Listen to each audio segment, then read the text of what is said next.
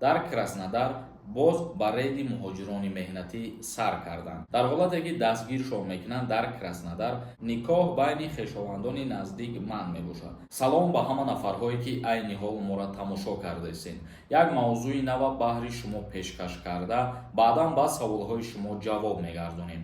дар ҳамиҷа охирон бор ба ҳамаи шумо хотиррасон мекунам, агар ки бихоҳед моро дастгирӣ кунед, комментарияро бинед, як номери WhatsApp закрепит кардагиай, бидроен дар ҳамон номери WhatsApp салом бинависонед, информатсияи пурра барои шумо мерава ва соҳиби 40 дона падарка мешед.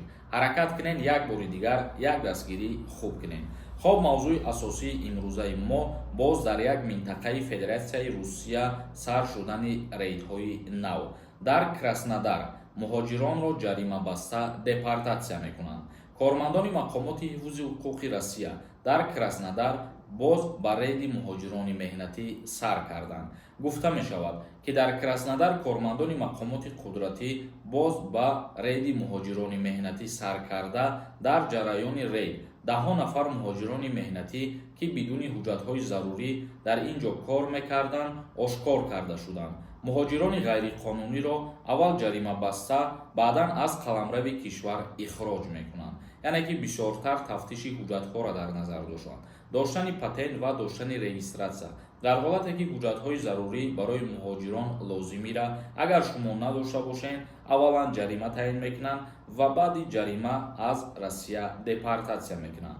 дар хабар омадааст, ки кормандони мақомоти қудратии Русия ба таври ногаҳонӣ ба нуқтаҳои будубоши шаҳрвандони хориҷӣ дар маҳаллаи ворид гашта, ҳуҷҷатҳои муҳоҷирони меҳнатиро, ки аз кишварҳои Осиёи миёна мебошанд, тафтиш ва ҳолатҳои қонуншиканиро ошкор менамоянд. мисол ҳуҷҷатҳоро тафтиш мекунанд, проверка мекунанд, ки шумо ягон қонуншиканӣ кардагӣ ҳастен ё ин ки не, ягон штраф кардагӣ ҳастен ё ин ки не. ана ҳамин чизҳоро ба назар мегиранд. шаҳрвандони ҷумҳурии Тоҷикистон ва Узбекистон дар ҳолате ки дастгиршон мекунанд дар Краснодар, дар аввал 5000 рубл ҷарима таъин карда, баъдан депортатсияшон мекунанд. ва гуфта мешавад, ки ин рейди навбатӣ дар Краснодар то ҳол идома дорад ва то ҳафтаҳои оянда низ дар назар астае, ки идома ёфтан бигиранд. ба ҳамин хотир нафарҳое ки ҳуҷҷат надоред, ҳуҷҷат бикунед ва боэҳтиёт бошед. дар ҳар куҷое ки шумо қарор доред, бояд ки қонунҳои уҷаро риоя кунед. хоб тамошобинони азиз ва гироми қадр, акнун комментарияҳои шуморо мехонем ва ба саволҳо ҷавоб мегардонем. агар нафарҳое ки бихоҳем бо нархи арзон ба границаи Қазоқистон бурем, рақамҳое ки дар рӯи экран мебурояд, занг зада аз номи мо муроҷиат кунем. аз шаҳри Москва ва аз Питер ба границаи Қазоқистон мебаранд. як кас нависонда: ассалому алайкум акаи Сорбон, дар кадом номеро мо бинависонем? номере ки дар комментария закрепит кардагиай, ҳамура WhatsApp-ша сахранит кунем ва дар WhatsApp-аш бинависонем бародаро. як каси дигар нависонда: ассалому алайкум брат, ман як бор депорт шудам. паспортма ба фамилияи очам кардам. 2 сол баъд бо въезди маҳкам шид. соли 2019 кушода шид. ҳозир дар Россияем. документом тамом мешавад. граница гузарам, проделит кунам мешава, въезди маҳкам намекунанд. метавонам гузарам ё Тоҷикистон раву.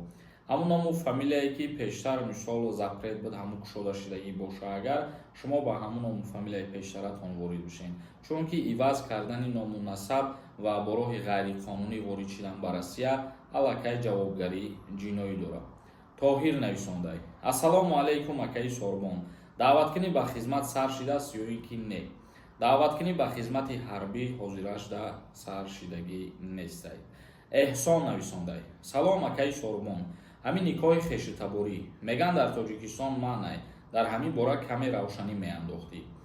тибқи кодекси оилавии ҷумҳурии Тоҷикистон омадагӣ ҳастае, ки никоҳ байни хешовандони наздик манъ мебошад, аз ҷумла духтари тағоӣ, духтари хола ва дигар. машраб нависондай: салом акаи Сорбон, ман 3 моҳ меша патент карданама, анулирова чидай, метавонам граница бурам, бо патенти нав кунам ё не?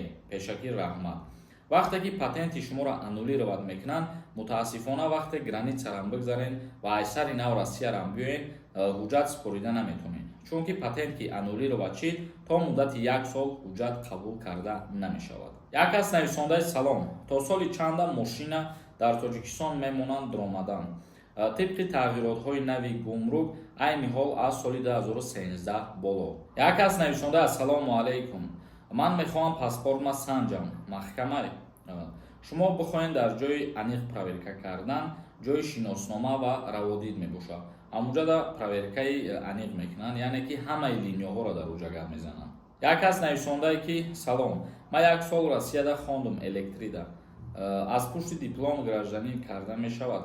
Нафарҳое аз пушти диплом гражданство гирифта метавонанд ки маълумоти олӣ мегиранд, яъне маълумоти миёнаву дигараш ба назар намерасад. Хоб, тамошобинони азиз ва гироми қадр, навори имрӯзаро ҷамъбаст мекунем. То видеоҳои дигар, худованд ҳамаи мо шуморо нигаҳбон бошад.